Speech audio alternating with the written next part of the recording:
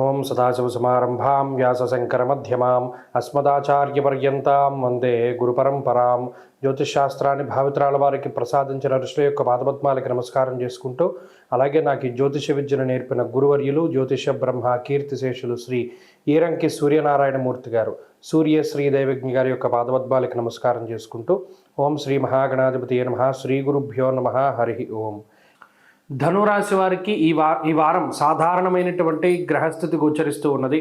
ప్రత్యేకించి ఈ వారంలో రెండవ స్థాన స్థిత గ్రహముల యొక్క సంఖ్య తగ్గినది.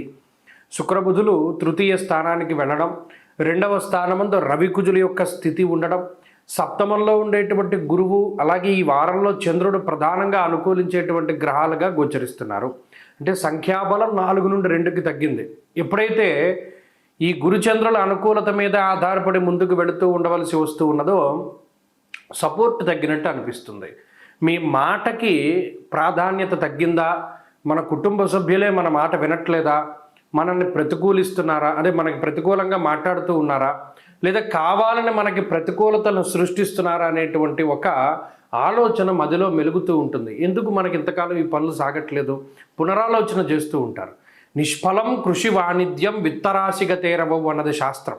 ఇక్కడ ఈ కుజ రవిగ్రహాలు, అర్ధాష్టమ శనేశ్వరుడు అసలు ఇంట్లో ఉండడానికే అంత ఇష్టత చూపించినటువంటి స్థితిని తీసుకొస్తారు. ఎందుకు?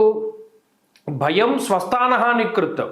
అసలు ఇంట్లో ఉంటే భయం వేస్తూ ఉంటుంది. అందుకని ఇంట్లో ఉండకుండా ఎప్పుడు బయటికి వెళ్ళిపోతూ ఉంటారు. అమ్మయ్య మన ఆఫీస్లో ఉందాం, లేదా పలానా ఊరికి వెళ్ళిపోదాం, పలానా పుణ్యక్షేత్రానికి వెళ్ళిపోదాం, ఇంట్లో ఉంటే మనం ఈ మెంటల్ టార్చర్ భరించలేమనేటువంటి స్థితికి ఈ గ్రహస్థితి లాక్కొస్తుంది ధనురాశి వారిని. మరి ఈ వారంలో ఎందుకు మనం ఇలా చేస్తున్నామనేటువంటి పునరాలోచన తీసుకొస్తుంది.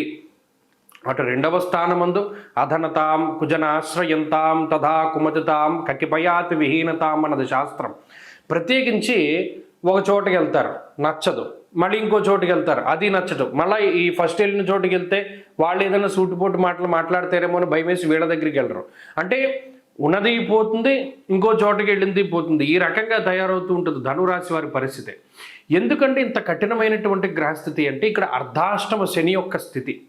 మొన్నటి వరకు ఏలినాటి శని అన్నారు, ఇప్పుడు అర్ధాష్టమ శని అంటున్నారంటే ఇక్కడ శనేశ్వరుడు కొన్ని స్థానాదులు ఎందు చాలా ఎక్కువ పీడిస్తూ ఉంటారు.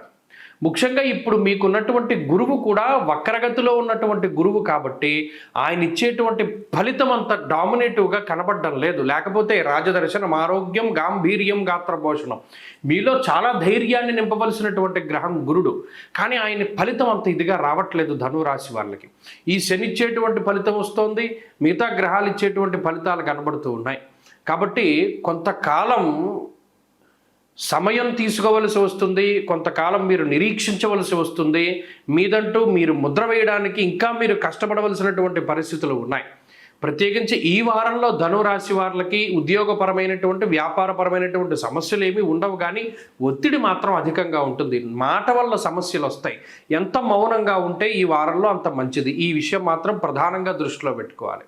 ఈ రాశివారు ఈ వారం మరింత అనుకూలమైనటువంటి ఫలితాలను సాధించడానికై అర్ధాష్టమ శనిదోష నివారణ కోసమై శనివారాలు ప్రత్యేకించి శనేశ్వరుడికి తైలాభిషేకము లేదా తెలదానము చేస్తూ ఉండడం చెప్పదగినటువంటి సూచన. ఈ వారంలో కలిసి వచ్చేటువంటి రోజు గురువారంగా చెప్పవచ్చును. అదృష్ట సంఖ్య 1, అదృష్ట వర్ణము పసుపు. తదుపరి మకర రాశి.